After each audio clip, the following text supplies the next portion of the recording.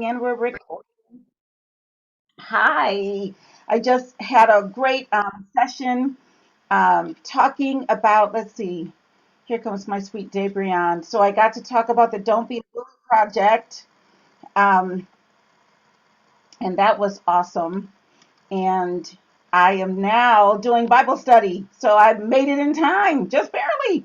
So it's funny because since I was talking about the Don't Be a Bully project, the Joseph story is really relevant, isn't it? Because his brothers were bullies to him. And I know I've been reading the Joseph story and they've made amends. And I'm trying to think where it is, where we left off. I have this in here, so I'm assuming this is where we left off.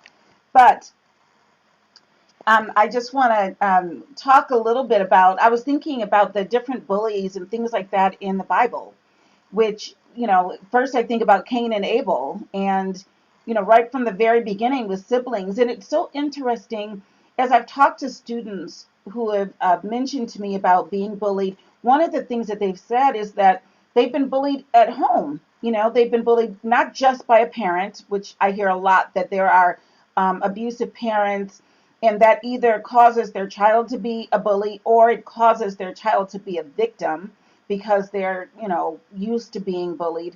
But I also hear about siblings bullying and cousins bullying, that kind of thing. And it really just breaks my heart when you, like I said, when you read about bullying is right from Genesis. I mean, like I said, you look at Cain and Abel, and right from the very beginning, you know, there was bullying. And Joseph, they were still in the book of Genesis, and his brothers bullied him and threw him into a well.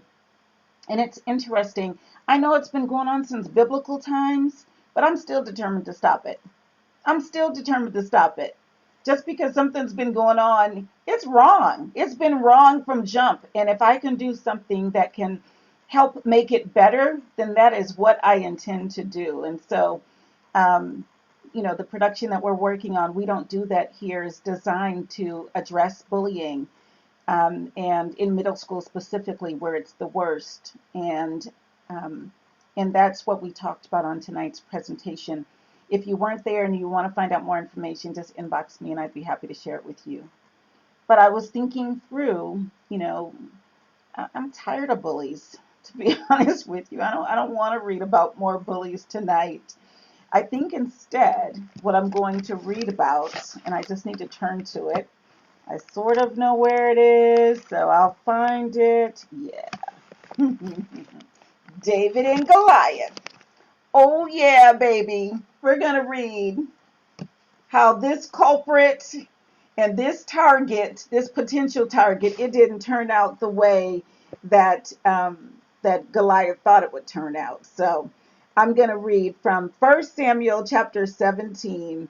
That is the story of David and Goliath. Let me put on my spectacles so that I can read this story to you guys.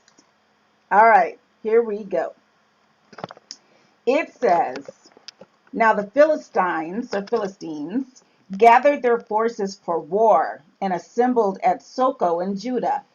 They pitched camp, oh, there's a whole bunch of names here, at Ephes Damim, between Soko and Azekah. That's what we're going to call it.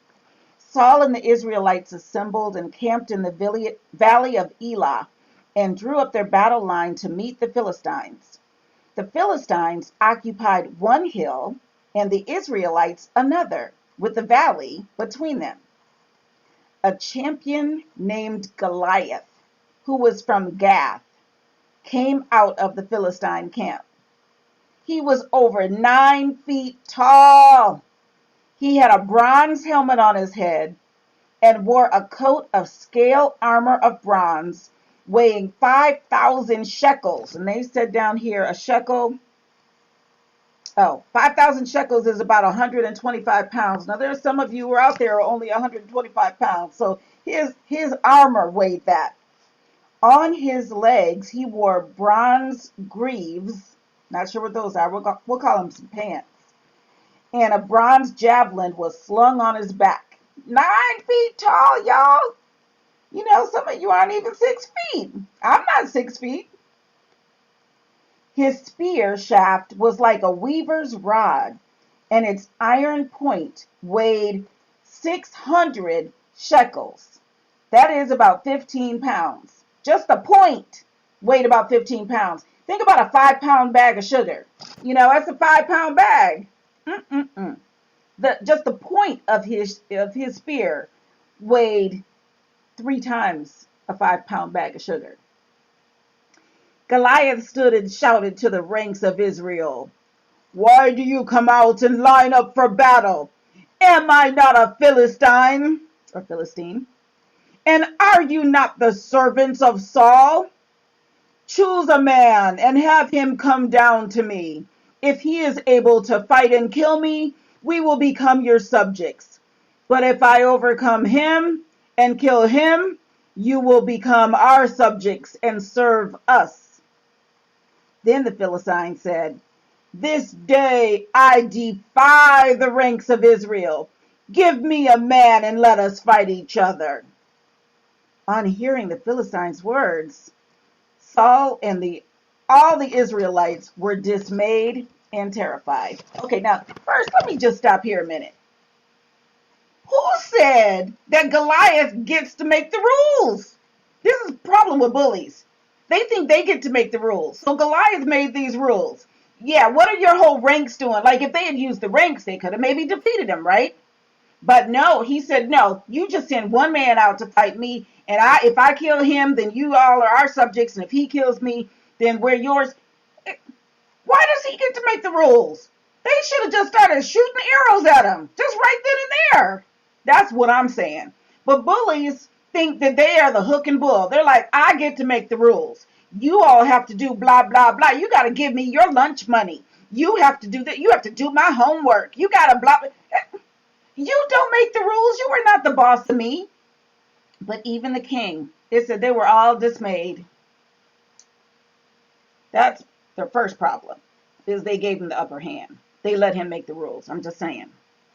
They were dismayed and terrified, y'all. Now David was the son of an Ephrathite named Jesse, who was from Bethlehem in Judah. Jesse had 8 sons, and in Saul's time he was old and well advanced in years. Jesse's 3 oldest sons had followed Saul to the war. The firstborn was Eliab, the second Abinadab. That's what we're going to say, Abinadab. And the third, Shammah. I can say Shammah. Shammah. It reminds me of Barefoot in the Park, but she says Shammah. Anyway, watch that movie. It's hilarious. Okay. David was the youngest. The 3 oldest followed Saul, but David went back and forth from Saul to tend his father's sheep at Bethlehem. For 40 days, y'all, the Philistine came forward every morning and evening and took his stand. And they let him. I don't know why they didn't just get 100 men to take him out. I'm just saying. Now Jesse said to his son David, "Take this ephah of roasted grain and these 10 loaves of bread for your brothers and hurry to their camp.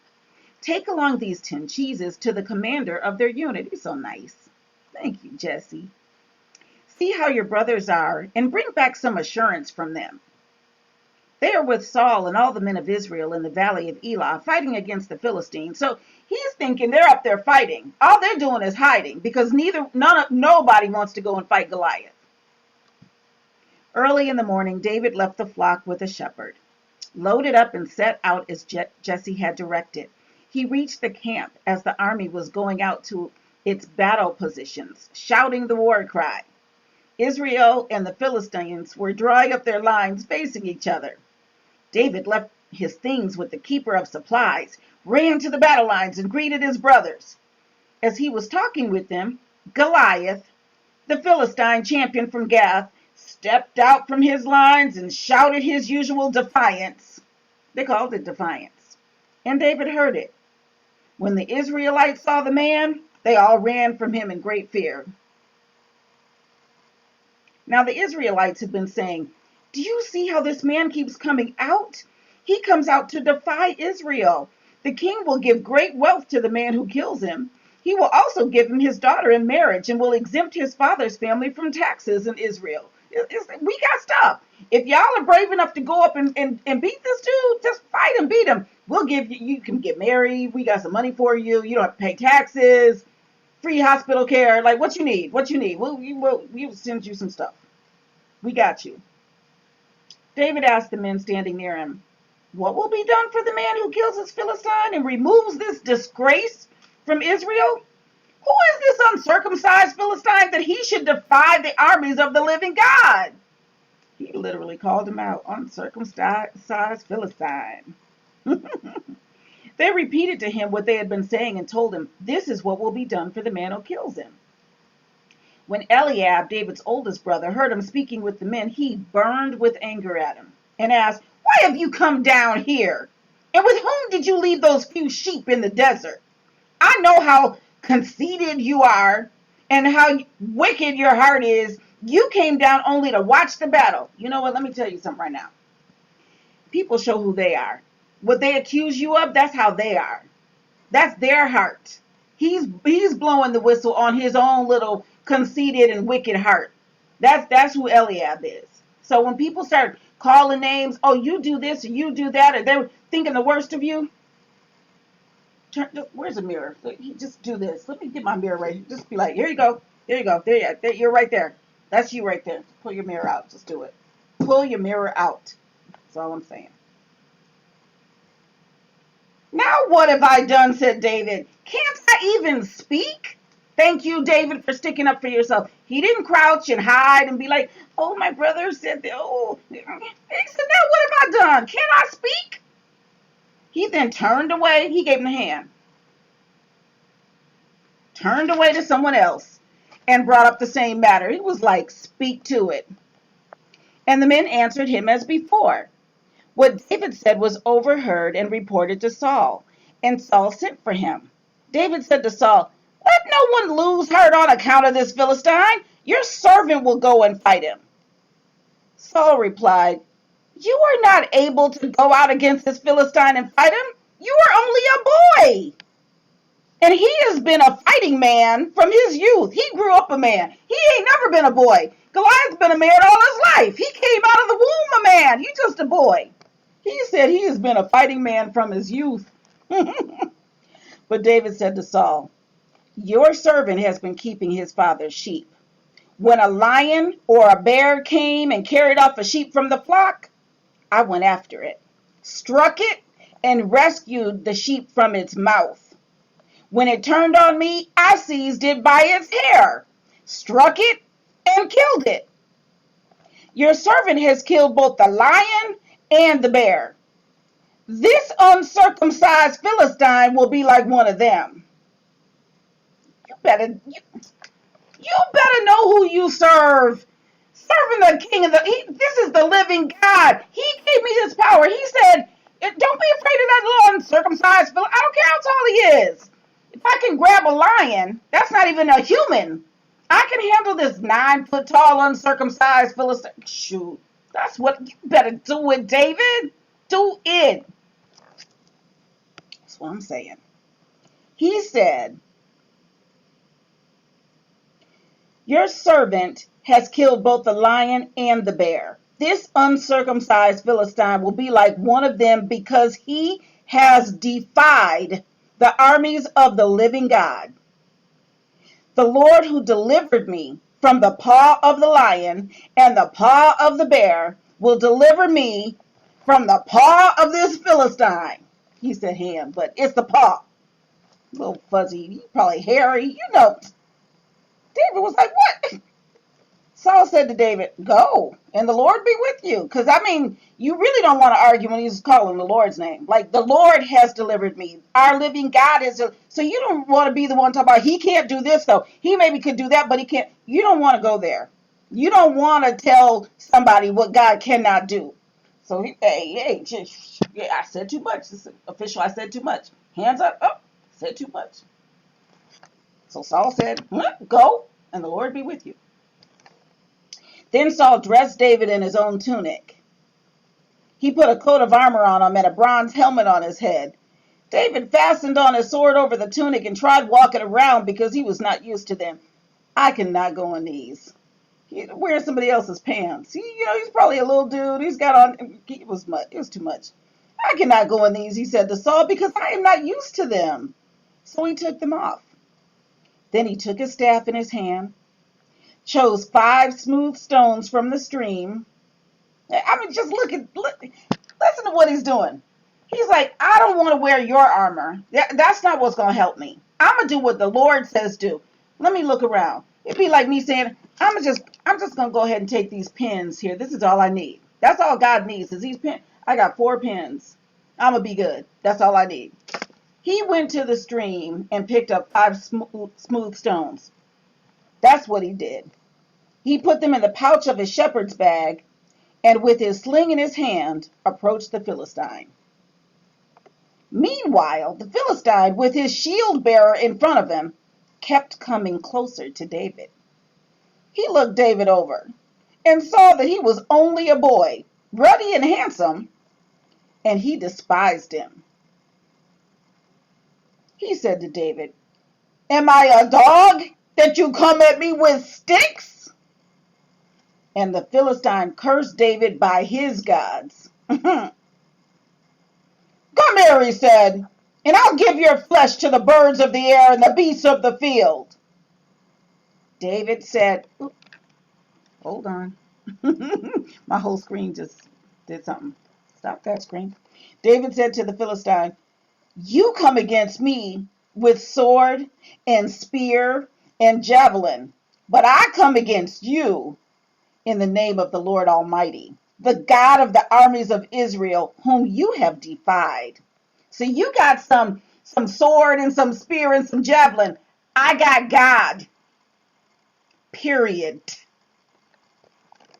This day, the Lord will hand you over to me, and I'll strike you down and cut off your head. Can you imagine this little boy talking about, I got God. I'm going to strike you down and cut your head off. Today, I will give the carcasses of the Philistine army to the birds of the air and the beasts of the earth, and the whole world will know that there is a God in Israel. All those gathered here will know that it is not by sword or spear that the Lord saves, for the battle is the Lord's, and he will give all of you into our hands. He did the Neo Matrix thing. Morpheus. As the Philistine moved closer to attack him, he must have been salty too. David ran quickly toward the battle line to meet him. And he's lumber, he's big, he's 9 for boom to boom, and David's quick, he's short, little, he's youthful. He ran quickly toward the battle line to meet him. Reaching into his bag and taking out a stone, he slung it and struck the Philistine on the forehead. The stone sank into his forehead, and he fell face down on the ground. So David triumphed over the Philistine with a sling and a stone. Without a sword in his hand, he struck down the Philistine and killed him. David ran and stood over him. He took hold of the Philistine's sword and drew it from the scabbard. After he killed him, because he knocked him out, took his sword, killed him, and he cut off his head with the sword, with his own sword. When the Philistines saw that their hero was dead, they turned and ran. Then the men of Israel and Judah surged forward with a shout. Now they got some nerve, right? And pursued the Philistines to the entrance of Gath and to the gates of Ekron. Their dead were strewn along the Sharaim road to Gath and Ekron. When the Israelites returned from chasing the Philistines, they plundered their camp. David took the Philistines' head and brought it to Jerusalem, and he put the Philistines' weapons in his own tent. As Saul watched David going out to meet the Philistine, he said to Abner, commander of the army, "Abner, Whose son is that young man? Abner replied, As surely as you live, O king, I don't know. The king said, Find out whose son this young man is. As soon as David returned from killing the Philistine, Abner took him and brought him before Saul, with David still holding the Philistine's head. Whose son are you, young man? Saul asked him.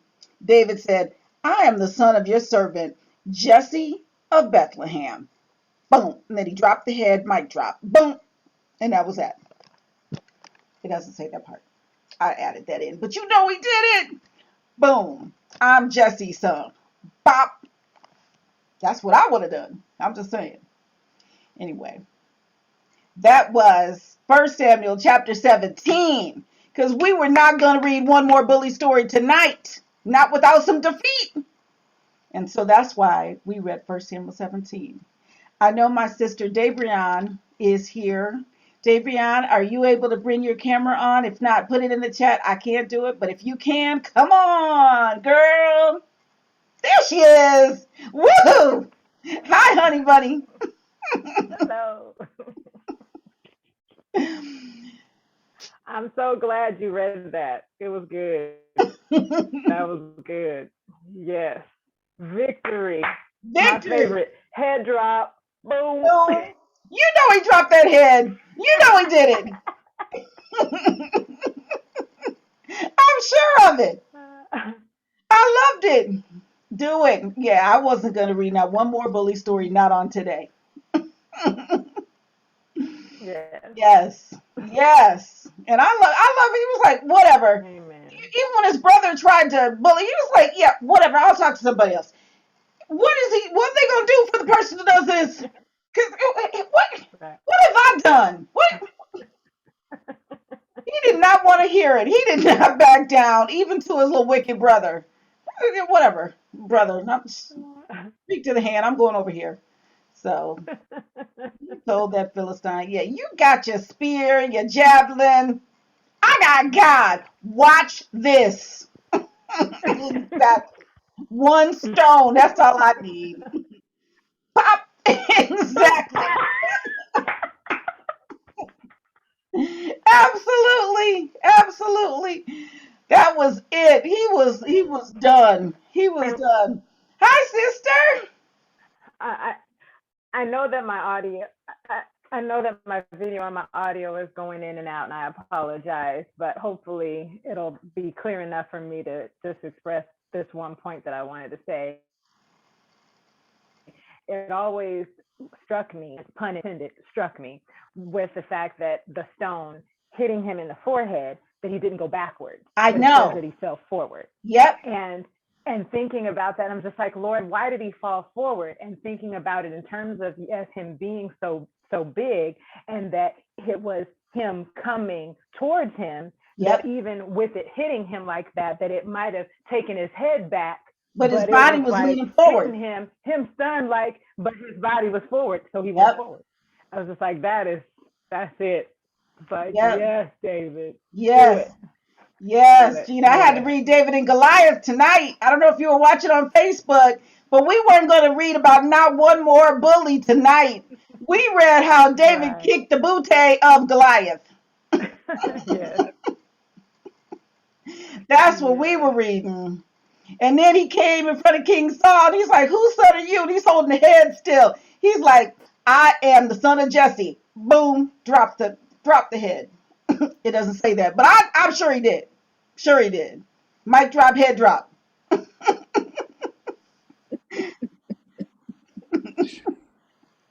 I'm convinced of it. So anyway, it was a good story. Empowering. It's like, yes, because he's like, you got spear, you got javelin, I got God. Here we go. You think you got something. You came against the living God of Israel? Oh, yeah, that's not going to work. Nope. Nope. So, anyway, thank you all for tuning in for this. I'm going to turn off the live on Facebook. Bye, Facebook. Hi, Facebook.